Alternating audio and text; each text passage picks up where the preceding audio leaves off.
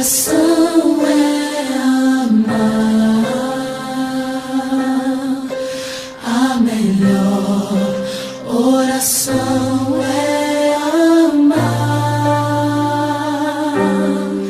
Se não sabes amar, é preciso orar.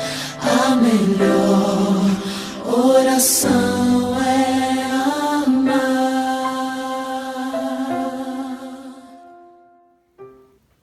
Olá, meus queridos, olá, minhas queridas.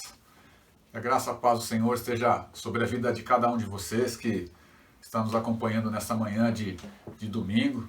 Hoje um domingo onde nós lançamos essa lição. Um domingo para nós, um domingo importante, porque é domingo de ceia. De ceia, exatamente. Primeiro domingo de cada mês, e nós aqui na Igreja Metodista temos a prática de participar da ceia. E a nossa ceia tem sido uma ceia virtual também. Nós participamos junto com todos, junto no culto de mais à noite. Queridos, nós vamos nos apresentar agora. Semana passada nós citamos aqui os nomes, mas não nos apresentamos. O meu nome é Dário Nogueira, conhecido na igreja como Dário Nogueira, membro da Igreja Metodista aqui em São Roque, professor da Escola Dominical já há alguns bons anos, né? Bons anos. Dirceu, esse aqui, Dirceu, ele vai se apresentar também, vai dizer o quanto tempo ele está na Igreja Metodista. Quase 50 anos.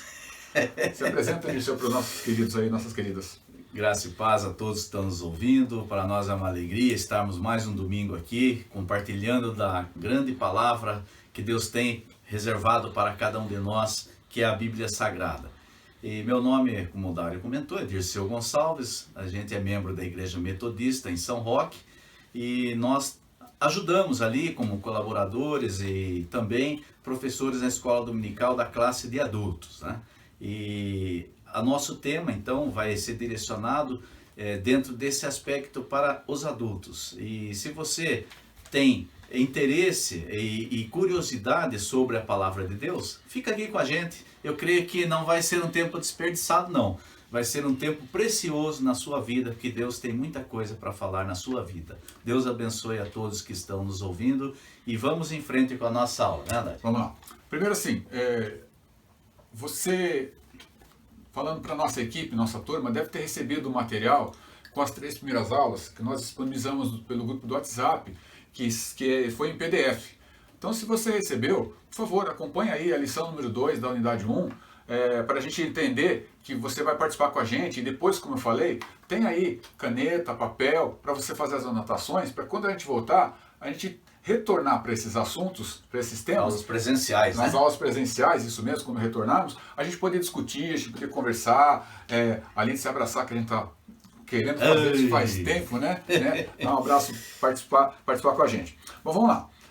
E se você não é da nossa turminha e não recebeu o material em PDF, eu vou pedir para que você acesse o site da Igreja Metodista. Vai passando aqui embaixo, ó. Isso, através desse link que está passando aqui, ali você vai rodar a página até embaixo, nesse link, e você vai ver lá a revista dos adultos, revista de professor, revista do aluno. Você pode baixar as 3 primeiras lições para acompanhar com a gente também.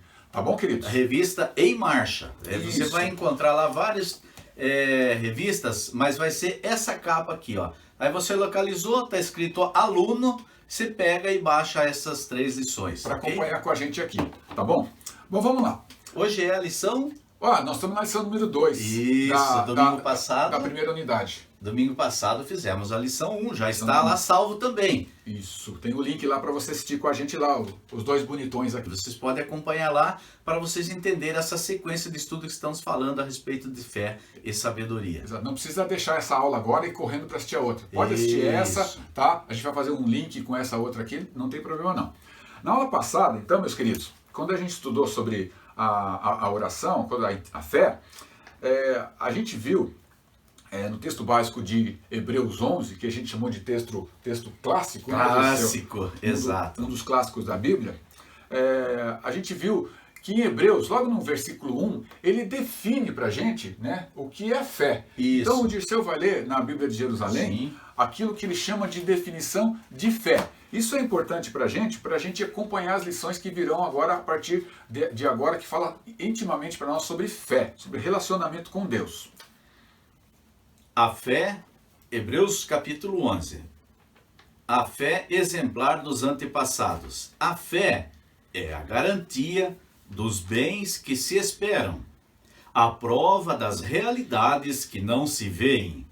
Foi ela que valeu aos antigos o seu belo testemunho. Isso aí na Bíblia de Jerusalém, tá? Depois, se você tiver outra versão de Bíblia aí, é o que está na sua versão também. Aí o autor de Hebreus, então, quando a gente foi estudar na semana passada, a gente está dando uma pincelada aqui, essa obra foi escrita para os já conhecidos cristãos daquela época, né? Que pelas perseguições, eles estavam um pouco desanimados, perseguidos, que estavam pelos governos daquela época.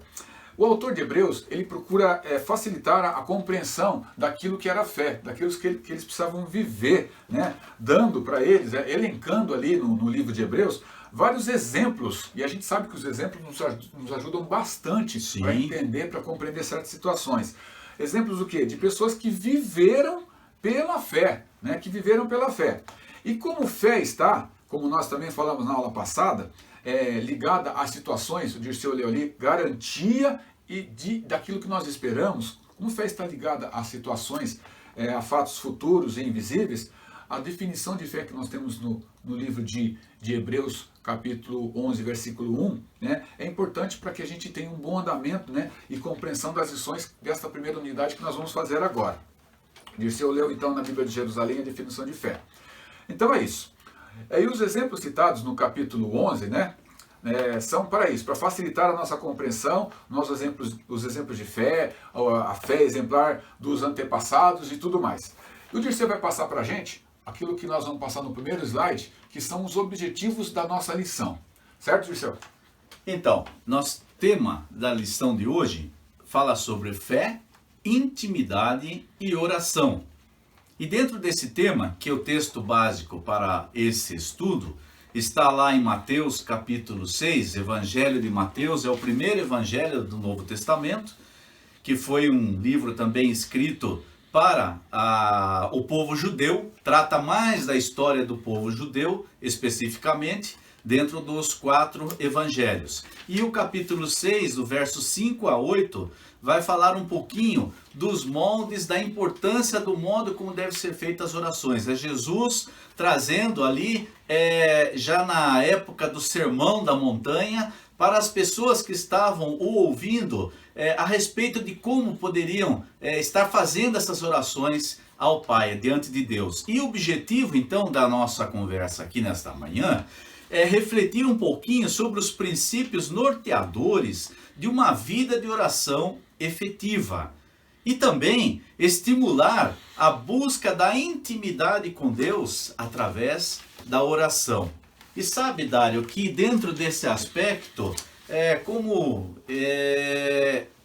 eu já sou um aposentado, assim dizer, da minha vida secular do trabalho. Mas eu trabalhei muito tempo em uma subestação de energia elétrica.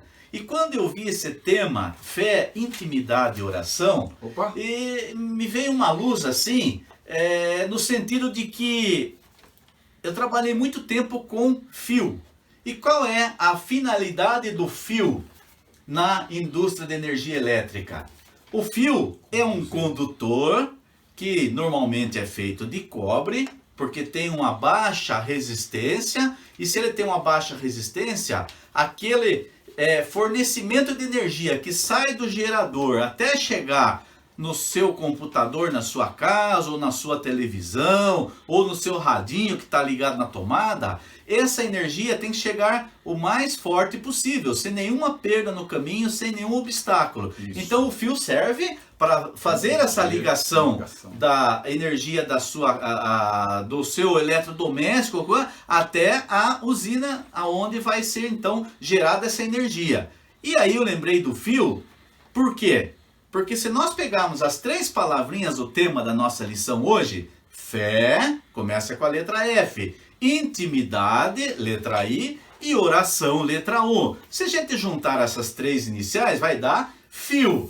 E o que o fio representa isso na nossa vida espiritual? eu coloquei assim, criatividade minha, me permitam essa minha criatividade. Vai lá, A oração simboliza também esse fio que nos conecta a Deus, assegurando a nossa intimidade com Ele por meio da nossa fé. Olha que legal! Eu juntei as três coisas, essas três características, fé, intimidade e oração, para definir que este fio que nos conecta a Deus, ele é conectado através da nossa oração e que permite, quanto mais íntimo esteja, lembrando do cobre lá, quanto menos resistência tiver nesse caminho para chegar até Deus, a minha oração vai chegar mais perfeita diante de Deus, Depurado. sem nenhum obstáculo, filtrada. Depurado. Então, assim deve ser a nossa intimidade com Deus. Mas na sequência, a gente vai estar demonstrando para vocês aí também um testemunho muito importante Isso. de alguém que experimenta isso no seu dia a dia, com a intimidade com Deus. Aguardem. Mas aguarde que é hoje ainda, mais um Daqui a pouquinho pouco. para frente. Daqui a pouco. Vamos continuar aí. Vamos lá, Dário. Eu vou abrir um adendo aqui. A gente, quando o Padre Seu e eu aqui, a gente está muito bem descontraído. A gente vai trocando figurinha aqui e a intenção é exatamente essa. Quando o Dirceu falou do fio, quero falar um pouquinho sobre fio. E na tela que você está vendo aí, não tem escrito nada de onde ele trabalhou, quanto ele trabalhou, tudo mais. Mas, e quando nós estudamos as lições, Dirceu estudando um canto, eu estudo em outro canto. E nós vimos aqui, nós tentamos somar as forças. Exato. Eu vou fazer olha só como as jesucidências são assim. Dirceu, você consegue ler o que está escrito aqui, ó? O que está escrito aqui? Furnas, subestação de Biúna. Ele já citou isso. Depois você volta no vídeo. É onde aí. eu trabalhei, quase 30 anos. Aí eu vou perguntar para ele, ele já acabou de responder, quantos anos antes da sua aposentadoria você trabalhou no teu último emprego, Dirceu de Furnas? Ele já respondeu. Antes da minha aposentadoria, Isso. desde quando eu comecei a trabalhar, foram 35 anos e um dia. 35 anos e um dia trabalhando na mesma empresa. Eu trabalhei no mesmo lugar. Não, peraí. Furnas foi 27 anos e 8 meses. 27. É um bom tempo também. Esses outros anos foram em outras empresas. 27 anos e 8 meses trabalhando numa mesma empresa. Eu trabalhei no mesmo lugar que o Dirceu, na área administrativa, durante 14 anos. Né? Durante 14 meio anos. tempo do que eu vivi lá. Isso, Metade, de praticamente. 2004 a 2018. Eu trabalhei lá no mesmo lugar. Nós trabalhamos juntos, né, Dirceu? Sim. Íamos no mesmo ônibus, voltávamos. Por que eu estou falando isso? Dá para a gente concluir, né, Dirceu com o tempo que ele trabalhou lá, 27 anos, eu com 14, que com algumas pessoas, nesse tempo que nós convivemos lá, nós estreitamos relacionamentos. Sim, com certeza. Você traz Grandes amizades. grandes amizades. Sim. A gente, se for citar aqui as pessoas com quem nós nos relacionamos depois de ter saído do emprego, desse mesmo lugar, tem muitas pessoas com quem Sim. a gente se relaciona até Pode hoje. até ser que você seja uma delas. Tá aí, exatamente. Como esse vídeo é Isso. público, você entrou aí, você vai me reconhecer. E esse tempo que nós trabalhamos juntos com as pessoas é um tempo que a relação ficou próxima, se aproximou, Exato, né? A exato. amizade, a intimidade, foi criando um vínculo de afetividade, e aí eu vou trazer uma palavra de familiaridade. Eu ia citar isso como uma família. Esse Família. tempo proporciona uma vida, de certa forma, familiar. Porque se você for ver, praticamente 1/3 da sua vida você passa dentro da No seu empresa. trabalho, onde você É. trabalha. Outro terço, Dessa teoricamente, você passa dormindo, e outro terço quando você vai do serviço para casa. É pra E estar aí em dá casa. as 24 horas do dia. Exatamente. Então, familiaridade é assim, não é definição, tá, pessoal? Mas é o local onde você não pode, ou pelo menos não deveria, fazer cerimônia. Fazer cerimônia. Deve ser o mais sem formalidade, transparente possível. Né? Transparente. Um local onde você pode falar nos modos, no procedimento, enfim, no convívio com sua família, você tem que ser o mais natural possível. Isso é familiaridade. Exato. E família, nos modos cristãos, é pai, mãe, filho, tios, avós. E isso é a família. E nós somos o que de Jesus? Família, Família da fé. família da fé. Segundo a Bíblia, nós família. somos irmãos. Irmãos, família de Jesus. Irmãos. E não sei se você vai buscar o clássico, Dirceu, lá, né, quando fala de família, Jesus fala que para a gente ser família dele, a gente tem que fazer o quê? Fazer o quê? Quando chegou as mães de Jesus e os irmãos, eles estavam dentro de uma casa e falaram para ele: Jesus, a sua mãe e seus irmãos estão aí. Quem é minha mãe e meus irmãos? Minha mãe e meus irmãos são todos aqueles que fazem a vontade de Deus. Ou seja, se você faz a vontade de Deus e o agrada nos seus atos, você é família de Deus. Exatamente. Mateus 12, 50 em diante. Minha família são os que fazem a vontade, meu irmão, minha irmã, minha mãe, são todos aqueles que fazem a vontade do meu Pai, segundo Jesus. Então família, a gente entende assim, é das coisas mais importantes na nossa vida, tá? E no contexto aqui, Jesus, ele não está menosprezando, ele não está desprezando, ele não está recusando, nem renunciando à sua família. Nada disso, muito pelo contrário, ele propõe aí uma igualdade nesse texto de Mateus 12 que a gente está citando aqui. Família espiritual é igual à família carnal. E assim, por que eu falo que Jesus não despreza a família carnal? Lembrando, pessoal, Jesus, na família dele, ele era o filho mais velho. Sim. Ele tinha responsabilidades para com a sua família. Na falta do pai, ele teria que cuidar da sua família. Isso. E esse momento que ele fala, que ele começa seu ministério ali, falam que os seus pais estão ali, e ele fala, meu pai e minha mãe são esses que fazem a vontade do meu pai, ele já está mais ou menos começando a passar a bola para quem? Para João, que depois ele apresentaria, eis aí a tua família. Então, por que eu estou falando de família? Jesus eleva seus irmãos espirituais à importância da família carnal, tá? Enfim, resumindo, família é lugar de intimidade. E a nossa lição de hoje, como o Dirceu falou, fé, intimidade e oração. Isso, e oração. E como a gente pode se perder, né? Nós podemos nos perder, porque viver a fé em meio aos desafios e às distrações, né, da vida pode não ser muito fácil. Está na tua revista aí, no teu PDF. Mas Deus estabeleceu um caminho pelo qual nós podemos nos relacionar, para algumas pessoas voltar a se relacionar com Ele e assim crescer em fé, a fim de receber força e sabedoria da parte de Deus. Sim. Trata-se o que então? Como que é esse momento? Como que é esse caminho? O que Deus preparou para a gente, para que a gente alcance a intimidade com Ele? Através do quê? Da oração. A oração estreita a Exato. Nossa intimidade com Deus. Exatamente. E aí, queridos, não sei se você quer ajudar a gente, Dirceu. Sabe que eu lembrei? Opa. Me permita uma parte. Sempre. Eu vou pegar o texto aqui para te ler. Quando Deus criou o homem, diz que ele deu várias funções para o homem. Sim. E aí, durante o decorrer, o homem foi estabelecido como criatura. Deus deu a responsabilidade dele cuidar dos animais e o jardim que ele preparou para o homem morar. Cuidado. E diz que na virada do dia, Deus então aparecia e ia conversar com o homem. Muito interessante essa Presencialmente. Isso. Isto representava o quê? parte. Intimidade. O homem, como criado à imagem e semelhança de Deus, tinha no seu gênero, vamos assim dizer, uma porção de Deus. E isso gerava uma intimidade. Então Deus tinha prazer de vir até aquele ser que ele havia criado e conversar com ele. Dessa forma. Falou, o que você achou desse animal que eu criei? O que você achou dessa planta? Eu imagino assim, eu fico colocando aqui no meu pensamento, que Deus tem essa intimidade com o homem. Eu vou falar homem, Dário, porque eu não vou entrar ainda no aspecto da queda. Perfeito. O homem perfeito que Deus criou, o homem segundo o coração e a intenção da criação de Deus, que é o que Ele deseja para todos nós. Exato, exato. Por que a gente precisa dessa intimidade com Deus? Para voltar a esta origem, a essa ligação, eu diria assim, muito forte que Deus tem com o seu ser criado. Isso. Então, com a queda, isso foi perdido.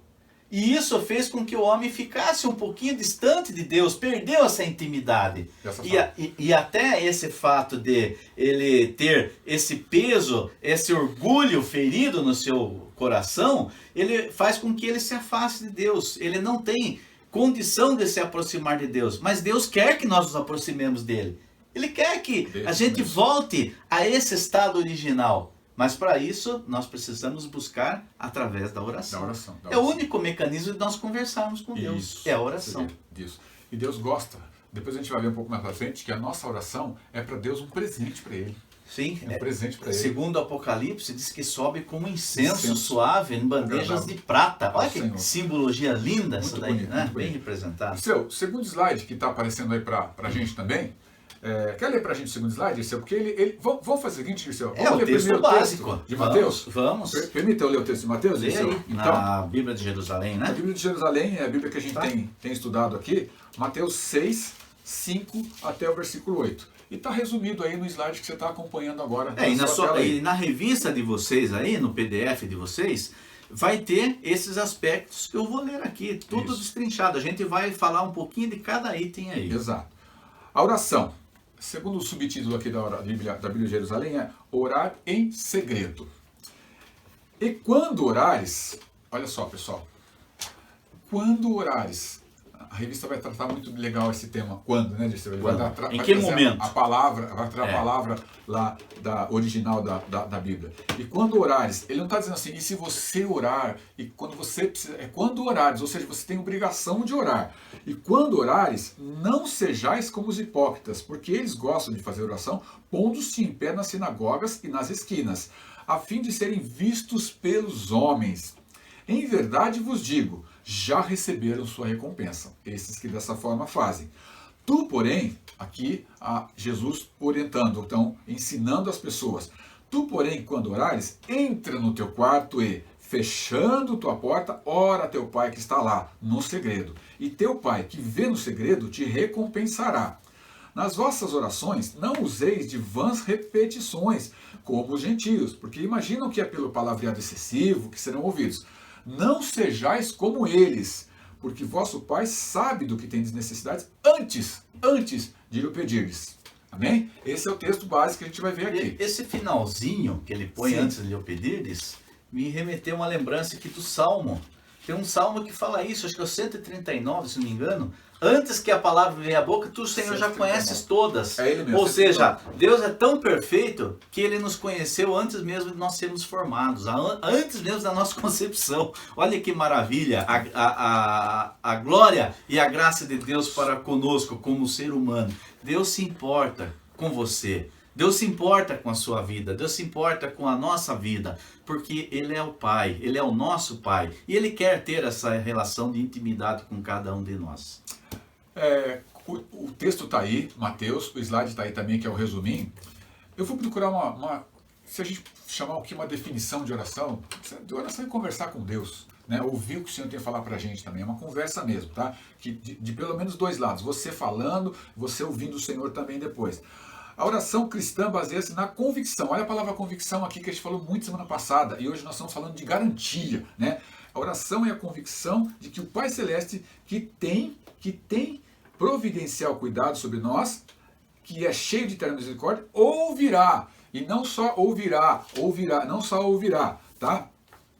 As nossas orações, mas responderá às petições dos seus filhos de maneira e no tempo, olha só, que Ele julga. Isso, não adianta você querer puxar um atalho, Isso. não. Dizem que Deus responde de três maneiras. Sim, não, espera, calma, take it easy.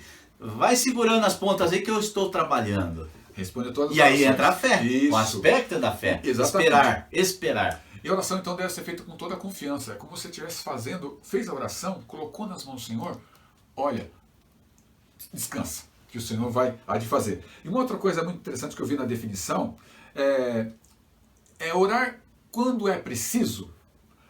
Também, quando o calo aperta, né? Pais aí de crianças pequenas, pessoas que trabalham com pessoas que já são mais velhas. Olha, eu sou capaz de afirmar com categoria que se for necessário, pelo seu filho ou pelo seu pai mais velho, você passa a noite inteira orando. Quando você precisa. E por que não pode ser sempre assim? Por que não pode ser sempre assim? Uma vida de oração, né? Orai sem cessar. Orar sem cessar, exatamente. Tudo que se for fazer. E esse orar sem cessar, às vezes a pessoa fala, mas eu vou estar andando na rua falando e vão achar que eu sou louco. Não é isso. Não é você colocar a palavra para fora, mas o seu espírito, você está orando em espírito. E Deus entende o seu espírito, porque Ele é onisciente. Ele conhece o que está no íntimo do seu coração. Exato. E Jesus, né? No Ministério de Jesus, você vai ver no seu PDF aí, quando você olhar na página, não sei se você está, eu estou com a revista do professor aqui, às vezes é diferente, página 12, né? Deixa eu ver se está marcado diferente dessa Do vez aluno? aqui.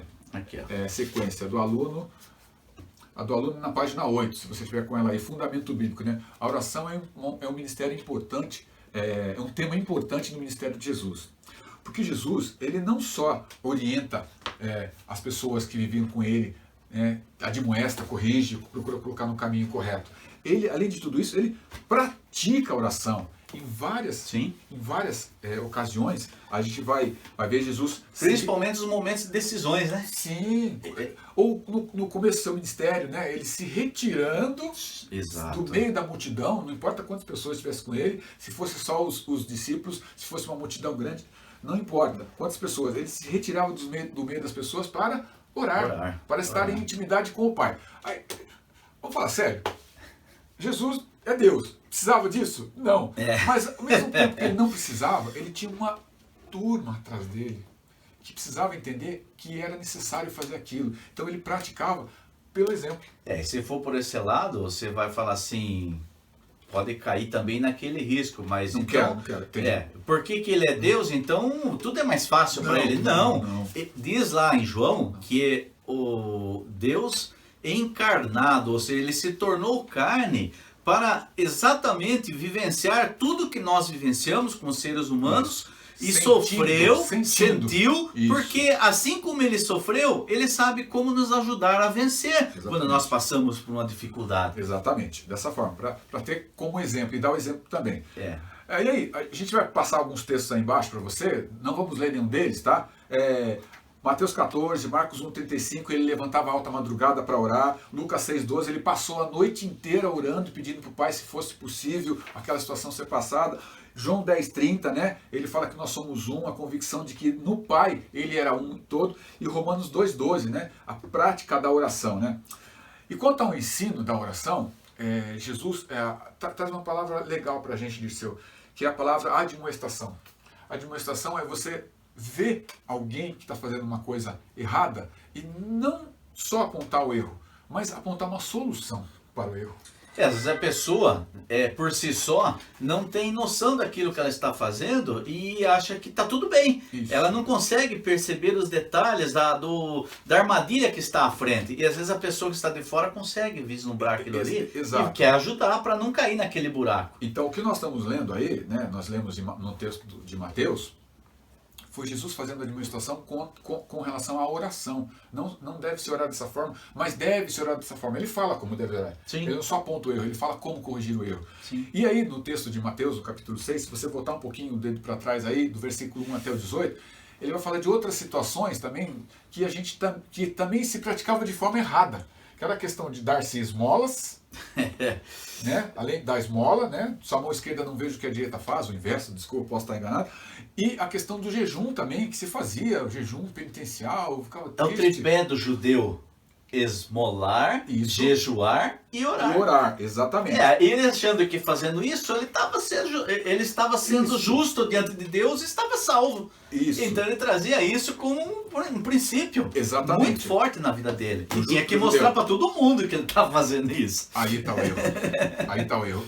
Mostrar para todos. Na verdade, não temos que mostrar para ninguém. Exato. E hoje, com essa pandemia toda que estamos vivendo, eu acho louvável a atitude de certas pessoas, mas tem gente que parece que quer aproveitar o momento e falar, mas eu fiz isso daqui, eu fiz aquilo ali, e parece que o foco principal passa a ser o ato que ela fez.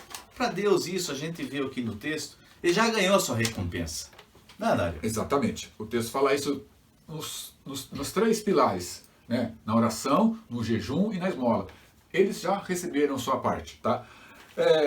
Assim, Dirceu, a gente pode notar então uma série de administrações, ou seja, Jesus corrigindo o comportamento, né, dando conselhos e praticando aquilo que ele falava também de fazer. Na revista que você tem no PDF aí, você vai ver o seguinte aí, ó, a oração não deve ser praticada, tá, para receber glória de pessoas ou chamar atenção para si. E Jesus fala assim, né, nesse bloco de administrações que nós citamos de Mateus 6, do 1 até o 18. Ele diz assim que, além da oração, ele analisa as práticas das obras de jejum e de dar esmolas. Ele não afirma, Jesus, que essa justiça não possui valor. Não. Sim. Mas a maneira como estava sendo praticada, o modo como estava sendo, o modus operandi. A finalidade, né, estava errada. Estava errado, né? A intenção era boa, na finalidade... orar nas esquinas. É. Orar nas esquinas para aparecer para as duas ruas, para as pessoas que estavam passando nos dois lugares. Não é isso que Jesus queria. E agora, então, a gente lê o texto e a oração deve estar na esfera privada da vida. Isso. Fala aí, Dirceu, do nosso testemunho, então, aí. Nós vamos passar para vocês aí um testemunho de uma pessoa muito fervorosa e que tem, de certa forma, nos ensinado muito, que, por sinal, é a minha mãe, a Dona Yolanda. Então, nós vamos passar o Dá vídeo licença, minha tia, somos primos. Estamos em família, em intimidade, né? Exato, exato. E ela vai falar um pouquinho da sua experiência, da sua vivência como alguém que Deus tem provado e tem ali abençoado muito nos seus 88 anos de vidas. Assista esse depoimento dela e logo em seguida nós retornaremos. Dona Yolanda, o que representa para a senhora um relacionamento de intimidade com Deus? O relacionamento, quanto mais a gente orar, mais a gente fica íntimo de Deus. Porque Deus me deu esse dom maravilhoso de orar todas as madrugadas e oro para muitas pessoas. E também Deus tem respondido as minhas orações. Orei muitas vezes por um casal que estava separado e Deus fez um grande milagre na vida desse casal. Hoje eles estão juntos, vivendo em paz e tiveram até uma outra filhinha. E Deus é bom, porque eu fico às vezes se virando assim na cama, né? E Ele me acorda, eu posso levantar que é a hora de eu ir orar. Muitas vezes venho orar na minha sala, às vezes oro lá no meu quarto, mas eu gosto também de ajoelhar e orar, porque eu me sinto tão bem. Muitas vezes eu sou um pouco emotiva, eu choro na presença de Deus, mas depois que Deus me deu esse dom, eu fiquei tão íntima dele que, nossa, eu às vezes estou fazendo serviço, eu estou falando com Deus, deito, eu estou falando com Deus.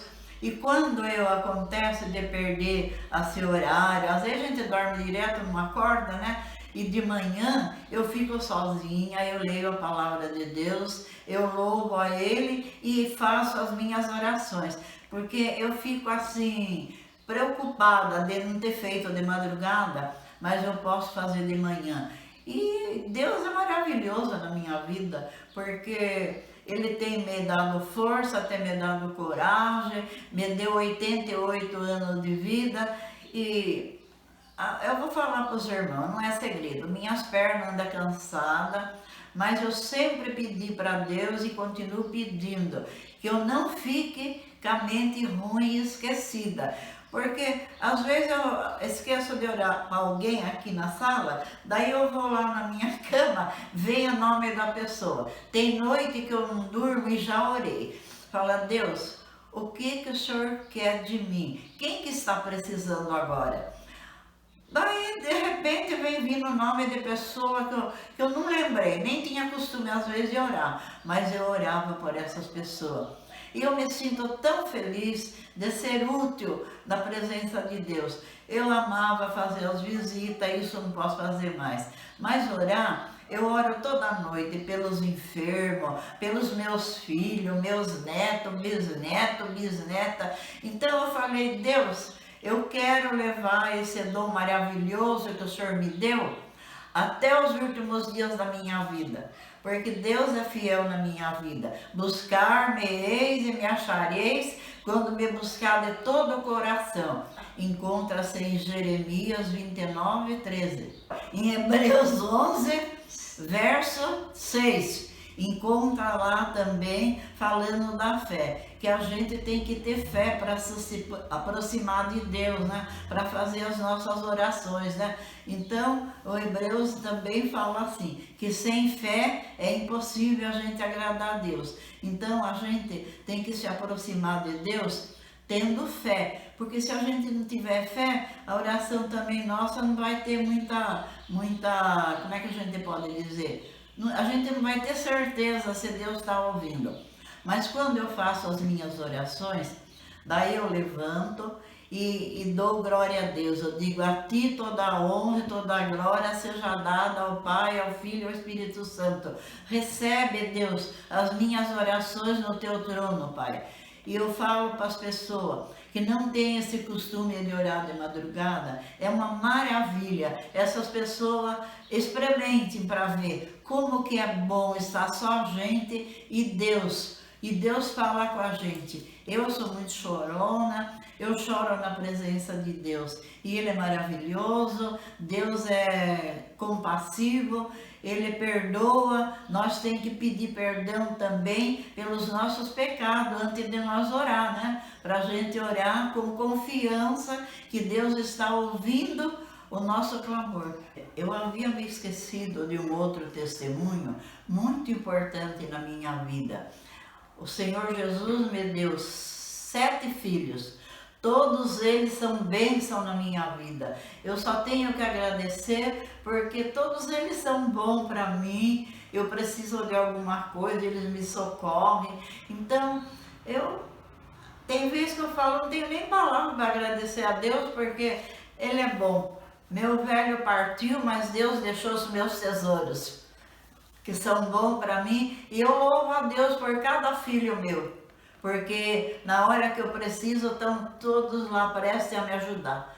Glória a Deus pelos filhos que o Senhor me deu. E eu estou muito feliz de estar dando meu testemunho fiel, que Deus é bom, que a sua misericórdia dura para sempre, de geração em geração. E que Deus derrame muita bênção e que fale com as pessoas que estiverem me ouvindo. Amém. Glória a Deus. Aleluia. É isso, o testemunho de Dona Yolanda, aqui para nós, tia Landa, maravilhoso. Vó Landa, tia Landa. E tem muitos filhos aí que adotaram como vó, como mãe e como vó também. Os agregados da família. Os agregados da família. Agregados. Então ela falou, né, essa oração privada aí, a oração, nós estamos falando de oração meio privada, oração particular, né? Deus fala assim pra gente, quando você orar, entre no secreto e fale com Deus. A palavra grega aqui para secreto, ou para quando orares, essa palavra quando que a gente fala aqui, né, é rotan, ou seja, wentan. É um advérbio de tempo indicando que a oração vai ou deve acontecer. Ou seja, não é uma coisa que você, é uma condicional, se você orar, não, é quando você orar, toda vez que você orar, a necessidade de você orar. E a oração na esfera... É como o ser humano respira. Ele tem necessidade de respirar para viver. A oração, mesma coisa. Dessa forma, né? Tipo, para aumentar a intimidade com Deus. Exato. E a oração, agora sim, na esfera privada, então, da vida, a palavra grega para isso é tameion. Ou seja, tameion é uma palavra traduzida hoje do grego para a gente, é câmara. E é muito interessante. Um quartinho, né? Ele se refere aqui a isso mesmo, isso é um aposento, né? Usado para guardar, à época, tameion, suprimentos. Né? Onde podiam ser guardadas também coisas de valor. Será que era um guarda-comida? Ele fala de coisas de valor, não sei se suprimentos, né? Ele fala mais num lugar reservado, íntimo, assim, que poucas pessoas tinham acesso. Né? E era um lugar que não tinha janela e podia ser fechado por fora. Ou seja, entra no teu tameion, entra no teu secreto. Ninguém interromper. Onde você não será interrompido. E ali você fale com o Senhor, tá certo? Portanto é isso, é duplamente apropriada para ilustrar o sentido do secreto. Hoje ninguém pode entrar e nem olhar para dentro. E com a palavra da oração, né, no local oculto, Jesus quer dizer o seguinte, Dirceu, jamais ele quis dizer que os seus discípulos poderiam orar num quartinho, ou somente poderiam orar num quartinho. Não Estabeleceu um critério, né? Não, só ali. Exatamente, não era essa, não é isso que ele estava dizendo, né? Ele estava dizendo o seguinte, ele não interditou a oração comunitária na sinagoga. Ele mesmo ia à sinagoga. E certamente, estando na sinagoga, ele orava ao Senhor, além de ler os profetas. Eu imagino que aqueles judeus mais tradicionais ficavam esperando até que ele orasse para aparecer, para até se justificar. Não é só eu que apareço em público. Exatamente. E aí, o contraponto na situação é a seguinte, né? É valorizar aquilo que não é mostrado diante das pessoas. Ou seja, Jesus não fazia e não quer, aí vem a questão de admoestação, que nós façamos para alguma coisa para aparecer diante Aparecer. dos homens. Sem sentido, né? Uma coisa Sem sentido. É. Você vai aparecer porque você vai estar em público. Nós oramos em público, nós oramos no restaurante quando a gente senta para comer, para agradecer, para que Deus abençoe aquele alimento que nós estamos comendo. A gente vai orar em público quando a gente ora para que Deus abençoe aquele lugar que preparou a refeição para a gente, a cozinha, as mãos de quem preparou a comida, quem esteve mexendo no alimento que você está comendo. Quando você ora agradecendo e pedindo para que Deus abençoe, você está levando isso para o mundo espiritual, abençoando a vida de muitas pessoas. Sim, é um reconhecimento, né? Tudo aquilo que Deus deu. Isso, fora a gratidão de poder estar se alimentando. Sim. Então nós oramos em público, mas a gente pode dizer assim, uma linguagem que a gente usa hoje, né? A gente estava sendo a prática das pessoas religiosas da época. Qual prática? Aparecer, tentar se mostrar para as pessoas, né? Se mostrar para as pessoas.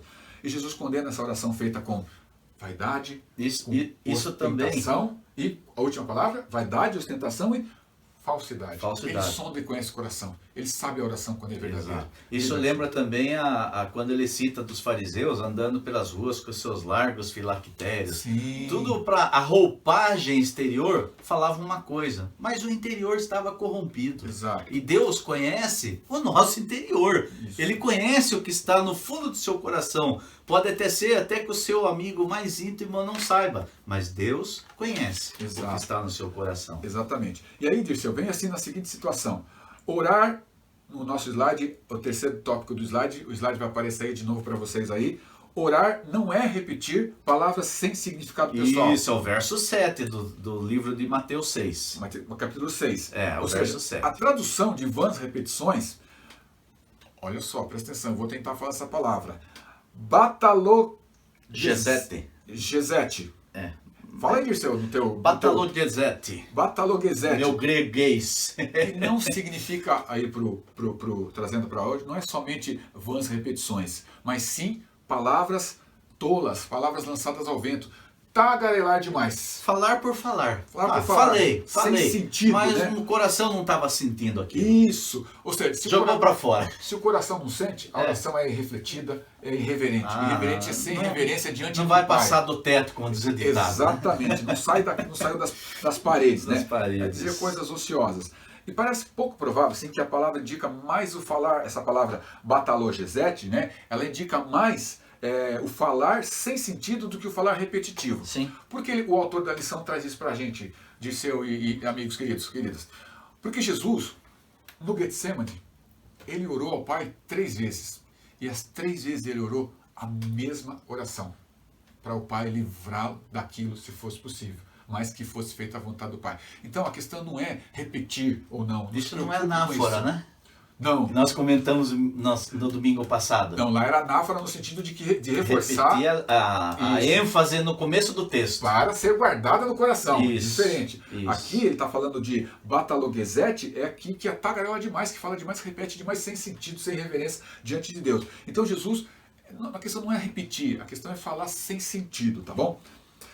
E o último aí, do nosso slide, né, que vai aparecer de novo para vocês aí, é: Deus recompensa quem o busca em secreto e ele certamente sabe as necessidades das pessoas. É o que eu dos falei homens. do Salmo 139. Isso. Antes que a Antes. palavra venha à boca, Deus já conhece. Isso. Mas e se ele já conhece, vocês podem nos perguntar, por que eu tenho que falar? Deus tem necessidade de ouvir isso? Na última aula presencial que nós tivemos lá, eu estava ministrando essa aula, eu falei uma palavra assim, que nosso Deus, ele é educado. Nosso Deus, ele é reativo. Nosso Deus, ele gosta de ser provocado. Por quê? Reativo não no sentido assim de contrário ao proativo. Sim. Porque reativo é contrário de proativo. Proativo é aquele que faz, que não espera ninguém mandar, tal, tá lá sempre pronto atendendo a todas as situações. Deus é reativo no sentido de que ele espera de mim que eu fale, que eu Sim. diga, que eu verbalize. Eu vou voltar lá no comecinho que eu citei a figura Fale, de Adão. Wilson. Vou molhar minha boca. Quando Adão, ele viu que ele tinha feito algo que não agradou a Deus, que era a desobediência, a atitude de Adão foi de que ele desobedeceu a Deus. Esse foi o pecado. Isso. Que a gente chama do pecado capital. Capital, né? O pecado original. É o pecado original. Original. Foi a desobediência. E Isso. se nós formos atentar na nossa vida, tudo o que fazemos quando você desobedece, alguma coisa acontece. Porque existe uma orientação daquilo que é certo que você tem que fazer. Exato. E se você não faz, tem as consequências. Mas o que eu queria dizer? Quando Adão percebeu que ele havia feito algo que não agradou a Deus, porque Deus tinha dado uma recomendação para ele, não faça isso, e ele fez, Sequência. aquilo pesou no seu coração e ele se escondeu de Deus. Deus, a gente vê lá no começo de Gênesis, que na virada do dia, ele vinha no jardim para ver como é que estavam as coisas.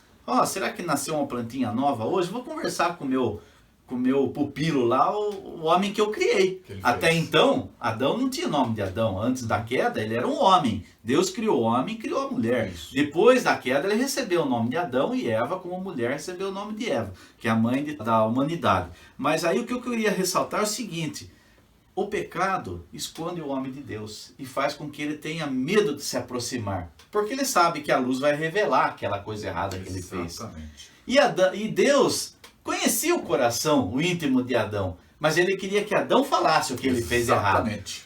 E às vezes Deus quer que nós falemos Isso. com ele, mesmo que seja alguma coisa errada, mas exatamente esse é o nosso confessar. Será que Deus não sabe aquilo que está fazendo errado? É lógico que sabe, ele é onisciente. Mas você tem que falar para ele. Por isso que existe um momento do nosso culto, um momento de confissão. Ou seja, eu coloco diante de Deus aquilo que eu fiz de errado para que ele me perdoe. Isso, E arrependimento. Se não houver arrependimento também não adianta nada. Isso. E como a gente está falando, né? Deus, ele espera que nós verbalizemos a nossa Sim, oração. sim. Verbalizemos a oração. Mas tem um momento no culto que a gente faz a oração silenciosa. Oração silenciosa é você confessando diante de Deus, que vê o seu pensamento, que entende o seu pensamento, mas que o diabo não precisa saber de nada, porque ele não tem acesso à sua mente, ele ao não seu consegue, íntimo. é. Então, por isso que a oração de confissão de pecados, quando você coloca, escancara diante de Deus tudo aquilo que você fez. Peraí, crente, tudo aquilo não. Os escorregões, presta atenção, crente. Não é tudo aquilo que você fez errado, não. Não é a multidão de pecados que Deus tem que apagar, não.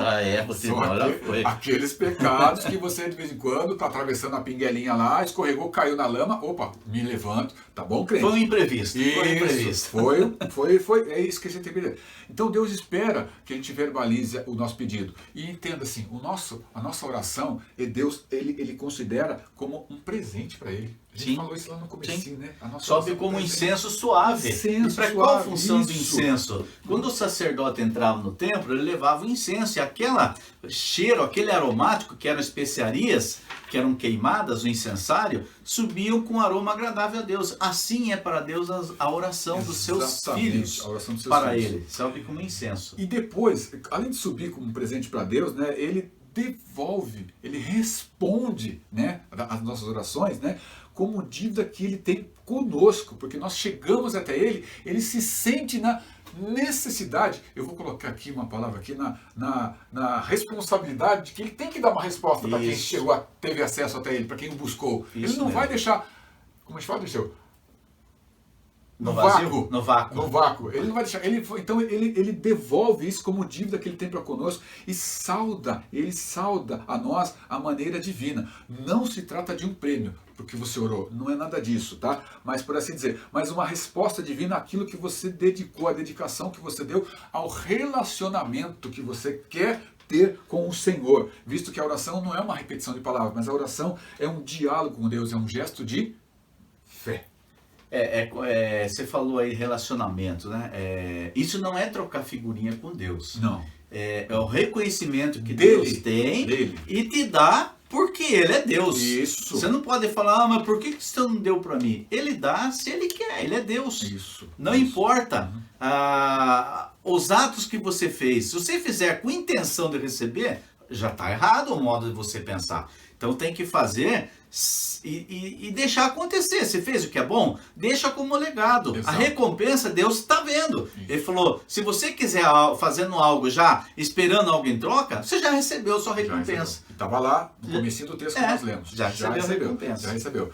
Porque assim, quem sabe o que é melhor para mim? Eu? Se eu quisesse que tudo fosse da forma que eu queria.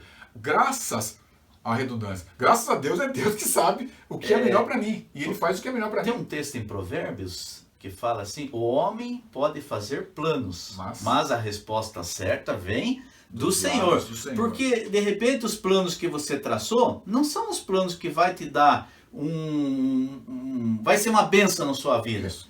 E Deus, já antevendo isso, ele fala, não é por aí. A sua bênção está reservada, mas eu vou dar no meu tempo, não é Exatamente. na hora que você quiser. Então, oração, Dirceu, para a gente encerrar essa Primeira parte, né, da essa nossa primeira aula. parte. E aí, se alguns dos nossos estiver vendo lá, semana que vem a gente vai voltar, continuar nessa mesma temática. Sim, não Unidade. encerramos a lição, não. Unidade 1, lição número 2, ainda na semana que vem. Nós vamos falar sobre palavra que ilumina, a vida. E aí a Exatamente. gente vai concluir, tá? Exato. Tem mais Então, algumas coisinhas Para aí. fechar esse tema aqui, quer falar de alguma coisa ou eu posso encerrar? Não, pode encerrar. Nosso Então, tempo assim, já está um pouco avançado, né? Isso.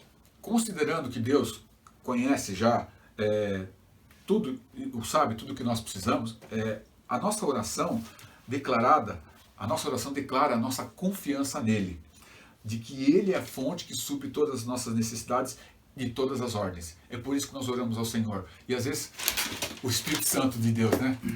Nós não sabemos orar como convém, e dificilmente um dia vamos saber orar como convém, mas que a nossa oração seja alguma coisa que agrade ao coração do Senhor, e que Ele, na sua infinita misericórdia, possa responder de acordo com a sua grande, santa e bendita vontade para conosco. No domingo que vem, a gente vai estar colocando alguma coisinha também de qual a intenção de Deus para o homem. É dentro desse aspecto de fé, intimidade e oração que, quando a gente falar sobre isso, nós vamos aqui referendar o exemplo maior. A quem mesmo nós devemos imitar, segundo o Novo Testamento? A Cristo. E nós vamos falar um pouquinho dessa intenção de Deus, de que o homem seja como Cristo, o verdadeiro homem de Deus. Se você está assistindo a gente no domingo pela manhã, um bom domingo para você. Uma boa macarronada. Boa macarronada também, né? Boa macarronada, bom domingo. E a gente vai te esperar no culto da noite hoje, pastores Eduardo. Hoje é pastor culto Felipe. de ceia, né? Culto de ceia hoje. Tá? Reserva já o Não seu esquece. suco de uva, o seu pão, Boa. para que o pastor possa ali então estar Consagração. consagrando junto com Isso. cada um no seu lar, e Deus com certeza vai te abençoar através desse momento de ceia, ainda que virtual, mas espiritualmente nós estamos ligados pelo sangue do Cordeiro. Amém? Juntos. Deus Amém. abençoe a todos e até o próximo domingo. Deus te abençoe. Assim Deus o permitir. Amém. Deus te abençoe. Beijo. Tchau.